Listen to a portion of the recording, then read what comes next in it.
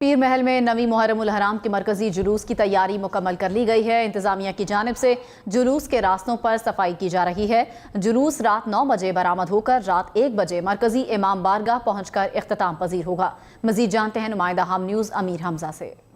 آج بالکل محرم الحرام کے حوالے سے اگر بات کی جائے تو 9ویں محرم الحرام کا جو مرکزی جلوس ہے اس کی تیاریاں جو ہے وہ مکمل کر لی گئی ہیں۔ اسی حوالے سے میں امام بارگاہ کثری ابی کالہ کے بارے موجود ہوں۔ جہاں پر پولیس کی جانب سے جو ہے وہ جلوس کے روایتی راستوں پر جو ہے وہ فول پروف انتظامات کر لیے گئے ہیں، جبکہ ڈی پی ٹوپر ٹیکسی رانا عمر فاروق کی ہدایات کے مطابق جو ہے وہ جلوس کے داخلی و خارجی راستوں کو جو ہے وہ خاردار تارے لگا کر جو ہے بند کر دیا گیا ہے۔ دوسری جانب اگر تحصیل انتظامیہ کی بات کی جائے تو انتظامیہ کی جانب سے بھی جو ہے وہ جلوس کے راستوں پر جو ہے وہ صفائی ستھرائی کے انتظامات کیے جا رہے ہیں، جبکہ جلوس جو ہے وہ رات 9 بجے اپنے مقررہ کردہ وقت کے ساتھ ساتھ جو ہے وہ آغاز کرے گا اور رات 1 بجے تک جو ہے وہ